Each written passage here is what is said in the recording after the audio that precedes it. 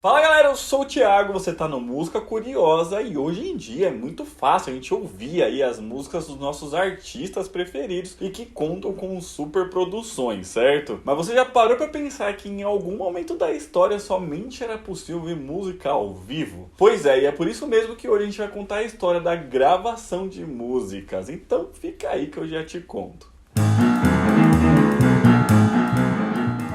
Galera, se vocês gostam desse tipo de vídeo, já se inscreve no canal que toda semana a gente lança mais assim. E segue também a gente nas redes sociais, Instagram, TikTok, a gente tá sempre postando coisa por lá, beleza? Bom, como a gente viu no vídeo sobre a história da música que tá aqui no card, a música pra humanidade aí, ela existe há milhares de anos, né? Só que ela só poderia ser ouvida se alguém estivesse tocando. Mas isso começou a mudar no século IX, isso porque os irmãos Banu Musa, lá na Bagdá medieval, inventaram um instrumento musical mecânico mais antigo aí que a gente tem conhecimento até hoje. Ele era um órgão hidroalimentado e que tocava cilindros automaticamente. E a partir daí, com o passar do tempo aí, outros instrumentos mecânicos foram sendo criados e passaram a ser cada vez mais comuns. Mas todas essas máquinas aí somente podiam reproduzir músicas pré-programadas, não sendo possível tocar sons ali de modo arbitrário, né? Ou seja, eles não conseguiam gravar uma execução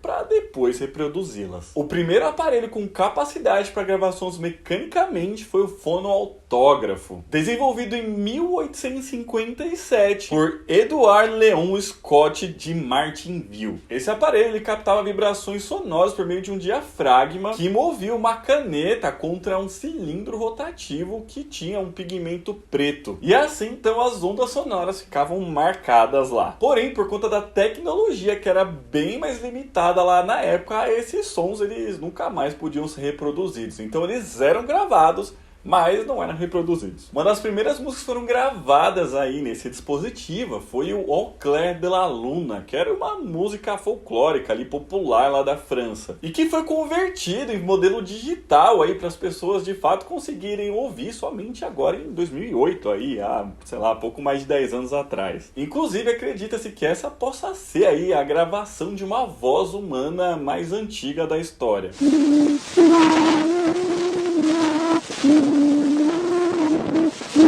Foi então no ano de 1877 que o inventor norte-americano Thomas Edison desenvolveu o primeiro aparelho prático de gravação sonora, onde o som era registrado por uma agulha que riscava um cilindro de alumínio. E aí com esse novo aparelho era possível reproduzir novamente. Isso porque quando uma outra agulha passava pelos sulcos que a agulha anterior lá tinha feito, o som que foi gravado era reproduzido novamente. Essa agulha ela era ligada a um diafragma que ampliava o som da gravação, que por sua vez era ligado numa corneta que amplificava ainda mais o som e deixando ele mais alto e mais audível. Mas a primeira gravação aí que essa máquina recebeu não foi uma música, e sim uma frase que era Mary tinha um carneirinho. Poetry.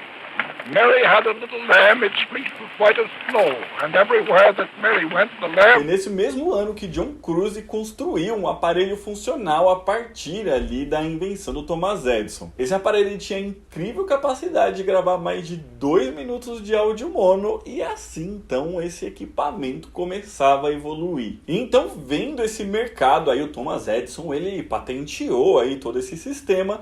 Mas ainda assim, outras empresas e indústrias começaram a fazer outras versões e tudo mais. O que essas outras companhias começaram a fazer é fabricar os cilindros, tanto gravados como virgens, prontos para receber aí as gravações. E passado então 8 anos aí dessa primeira invenção, em 1885 foi criado um segundo tipo de fonógrafo. Ele foi patenteado por Chichester Bell, que o chamaram de gramofone. E uma das principais inovações que ele trazia é que ele utilizava cilindros de cera ao invés dos cilindros de alumínio dos anteriores. Mas apesar dos cilindros terem uma boa sonoridade, isso considerando a tecnologia da época, né, tanto que eles foram relevantes ali para o mercado até cerca de 1910, já em 1889 surge o disco de goma laca, que posteriormente ficaram conhecidos como discos de 78 rotações ou simplesmente discos de gramofone. Essa nova técnica de gravação aí foi desenvolvida pelo alemão naturalizado norte-americano Emily Berliner. Os discos de gramofones eram mais fáceis de serem fabricados, mais fáceis de serem estocados, transportados e mais duráveis, apesar de ser um pouco mais frágeis, e tinha uma sonoridade levemente melhor, além da possibilidade de armazenar duas canções, já que tinha dois lados, em detrimento do cilindro, que tinha apenas um. Porém, seu predomínio ali entre o público consumidor foi bastante lento, já que a fabricação em massa mesmo desse produto começou a ser feito ali cerca de 10 anos depois da patente. E ainda depois disso, continuou disputando o mercado com os cilindros, que, como eu falei, ficou relevante ali até cerca de 1910. E uma outra coisa que ajudou também bastante nessa demora é que a fabricação desses discos, eles não tinham um padrão, levando então algum tempo aí para que as empresas conseguissem definir ali um formato que mais agradasse ao público. Assim, então, cada empresa fazia ali os discos em tamanhos diferentes, em velocidades diferentes, até mesmo em duração das gravações diferentes. E fazendo um parênteses aí nessa história toda, é mais ou menos nessa época aí que acontece também a primeira gravação de uma música aqui no Brasil. Esse disco foi gravado em 1902 por Pedro Manuel dos Santos, mais conhecido como Baiano. E se tratava da música Isto é Bom, que era um lundu composto pelo poeta Xisto Bahia.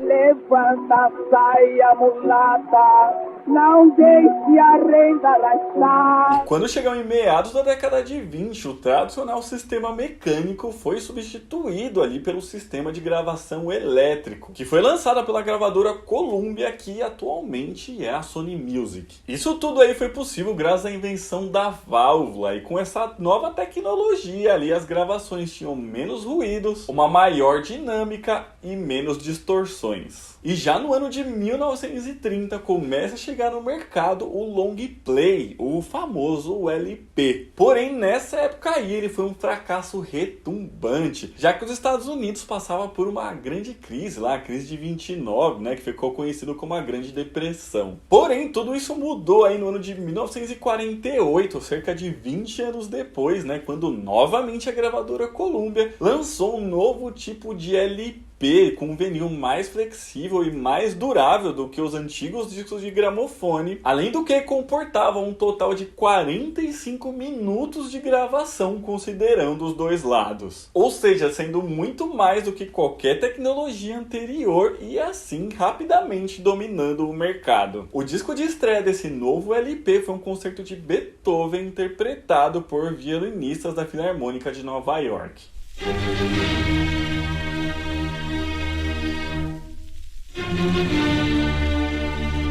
E não muito tempo depois disso surgiu a tecnologia de gravação em fita magnética, que lá nos anos 60 evoluiria para as fitas cassete. O primeiro lançamento aconteceu no ano de 1963, feita pela Philips, e foi batizado de Musicassete ou Compact Audio Cassete. Esse formato foi uma revolução na tecnologia, normalmente feita de cromo, e tinha capacidade de armazenamento de áudio de 60 a 90 minutos. E um dos principais motivos do sucesso dessa tecnologia é que as pessoas podiam escolher qual era o conteúdo que elas queriam lá dentro para poder ouvir depois, permitindo ao público uma maior movimentação de música livre do controle das gravadoras, o que originaria ali a pirataria musical. Mas o grande sucesso de fato da fita cassete aconteceu em 1979, quando a Sony lançou o Walkman, que, para quem não sabe, era um pequeno rádio toca-fitas portátil que era muito popular entre os jovens da época e que vendeu demais. Mas um aninho antes disso aí, em 1978, foi desenvolvido o Compact Disc, né, o famoso CD, que fazia a reprodução sonora por meio de leitura ótica ali com emissão de lasers. E isso aí já melhoraria ainda mais a qualidade dos áudios. E as primeiras normas de desenvolvimento do CD foram apresentadas em 1980 pela Sony junto com a Philips. E então, 2 anos mais tarde disso, a Sony lançou o CDP-101. E logo 3 anos depois desse lançamento do CD, foi a vez de um CD player portátil, o Sony D5. E o sucesso do CD veio muito rapidamente, né? Tanto que no ano de 1988,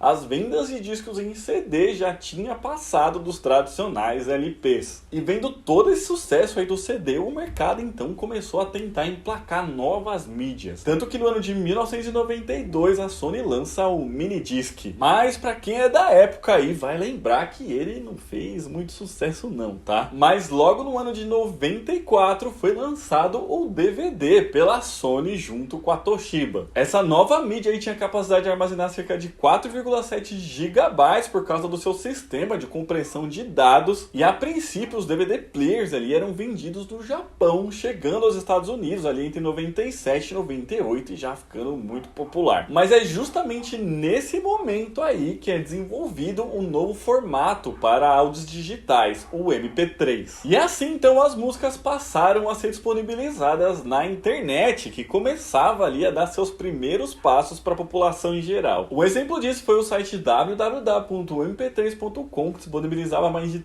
3.000 músicas para download e rapidamente se tornou o site de música mais acessado da internet, com cerca de 3 milhões de acessos por mês. E com o sucesso do formato MP3, o sistema de compartilhamento de dados se torna uma febre na internet, principalmente com o Napster. E é aí que começam as brigas judiciais entre esses sistemas e as gravadoras. É nesse mesmo momento aí que tem a famosa briga do Metallica com o Napster, né? E é nesse momento aí o site é tirado do ar também lá em 2001. E a partir daí a gente começa já a entrar na história mais recente, atual, né? Porque juntamente com a evolução da internet, as pessoas começaram a ter acesso a dados ali mais rápidos, tornando possível assim um sistema de streaming e possibilitando a criação de sites e aplicativos como o Spotify, por exemplo. Esse aplicativo ele foi lançado em 2008 lá na Suécia, e para evitar aí as brigas judiciais que os sistemas anteriores tiveram, eles assinaram apenas um ano aí depois do seu lançamento acordos ali com as principais gravadoras do mundo, podendo assim disponibilizar as músicas de maneira legal. E como vocês devem imaginar, esse novo serviço aí dominou o mercado, né, fazendo com que as mídias de CD e DVD praticamente sumissem, sendo cada vez mais raros aí que artistas e bandas lancem discos aí desse jeito, né? Às vezes lança só para ter o formato físico ali, mas quase nenhuma tiragem. Mas então é isso, pessoal, esse vídeo vai ficando por aqui, espero que vocês tenham gostado. Se gostaram, já deixa o joinha aqui embaixo, tá bom? Comenta aqui se você conhecia a história aí dessas mídias de gravação, de disponibilização de música, se não conhecia, deixa aqui tudo pra gente. Aqui do site está deixando outros vídeos pra vocês assistirem, um beijo, até a próxima e tchau!